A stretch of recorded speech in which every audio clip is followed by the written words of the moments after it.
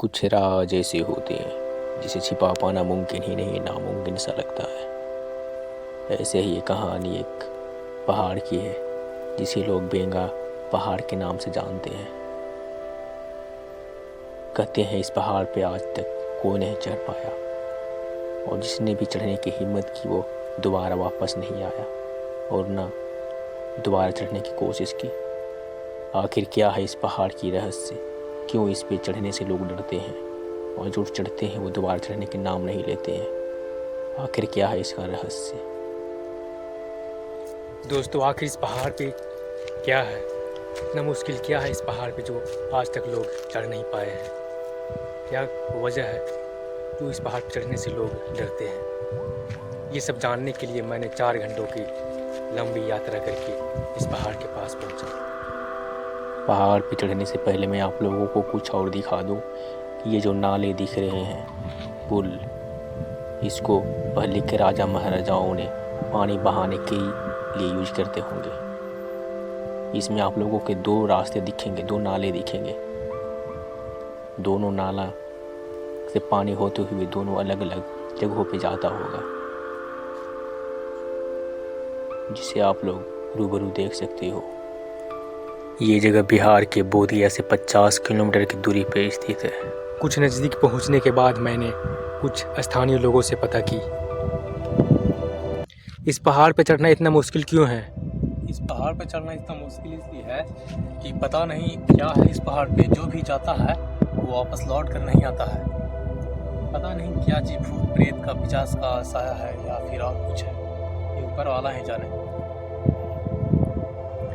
अच्छा, इस पहाड़ के अगल बगल कोई घर क्यों नहीं है? घर क्यों नहीं बसाया गया? इस पहाड़ की तरह तरह की बातें हैं जो बहुत फैली हुई हैं, इसलिए इस पहाड़ के अगल बगल कोई भी नहीं रहता है, ना ही कोई मतलब कि घर वगैरह कुछ भी नहीं यहाँ बनाता है। सब लोग बहुत डरते हैं इस पहाड़ से। और यहाँ पे किसी को अगर प्यास लग गया तो पानी की व्यवस्था कहीं से? हाँ है, धूप में भी है एक झरना जो उस साइड है, वो झरना अब भी गिर रही है थोड़ा थोड़ा सा। गिर रही है? हाँ। चलिए, थैंक यू।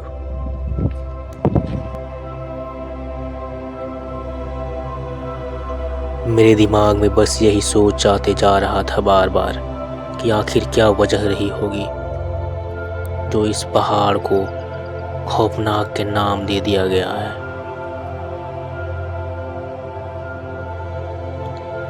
आखिर इस पहाड़ पे गाय बकरियां चारा करते हुए नजर आते हैं, लेकिन इंसान क्यों नहीं?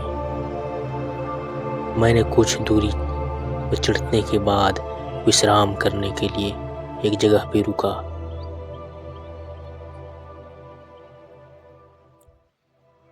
इस पहाड़ पर चढ़ने के लिए मुझे शॉर्ट तरीका ढूंढना पड़ेगा ताकि मैं जल्द से जल्द वहाँ पे पहुँचकर इसका राज पता कर सकूँ। थोड़ी देर मैंने विश्राम करने के बाद यहाँ पर फिर से चलना स्टार्ट किया।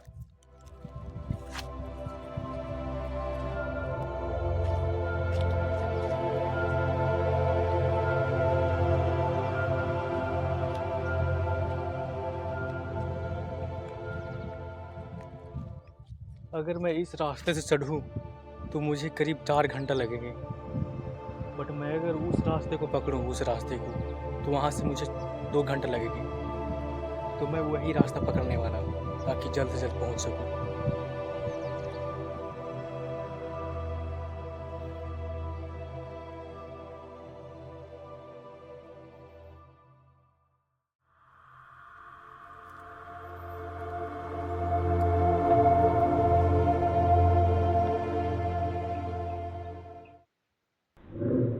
अभी लगभग मैंने 50 फीट की ऊंचाई पे पहुंच चुका हूं और आगे अभी बहुत दूरियां बाकी है।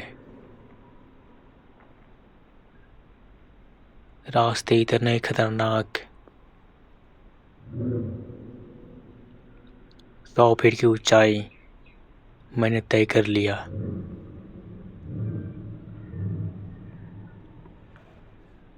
कभी कभी ऐसे रास्तों से मुझे गुजरना पड़ता था जिसकी कभी मैंने उम्मीद भी नहीं की थी।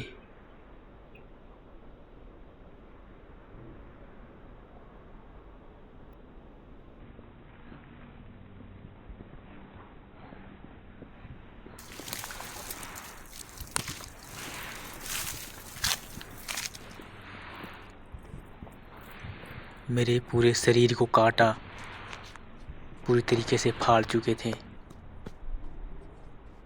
और मेरा शरीर पे छोटे छोटे कांटाओं ने चुभ कर हल्का सा ब्लड निकाल दिया था।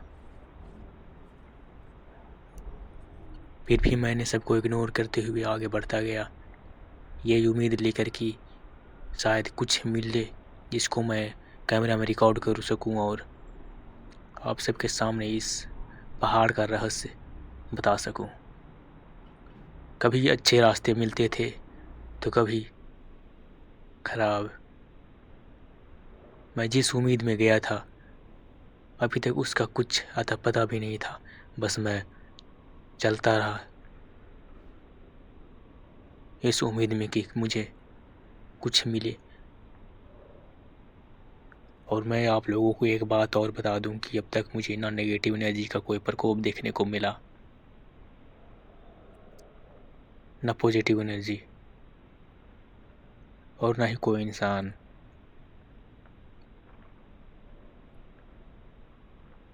धीरे धीरे मेरा हालत इतने खराब होते जा रहे थे मानो जैसे मैंने ये कदम ही गलत उठा लिया।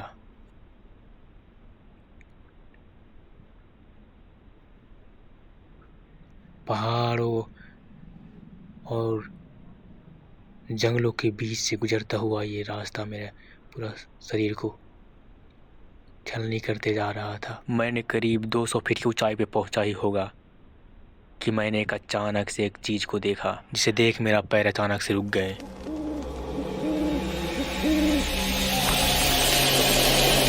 मैंने देखा कि बहुत सारे मधुमक्खी आकाश में उड़ रहे थे और कुछ मधुमक्खियों के ग्रुप मेरे तरफ बढ़ रहे थे। मैंने अपना कदम पीछे की ओर लिया। फिर मुझे समझ में आया कि लोग क्या सोचते हैं और क्या बताते हैं। शायद इसी वजह से इस पहाड़ को ये नाम दिया गया।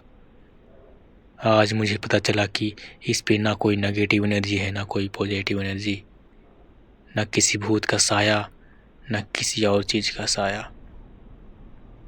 इसका रियलिटी तो कुछ और ही निकला जो आप लोगों को इस वीडियो में देखने को मिल रहा है।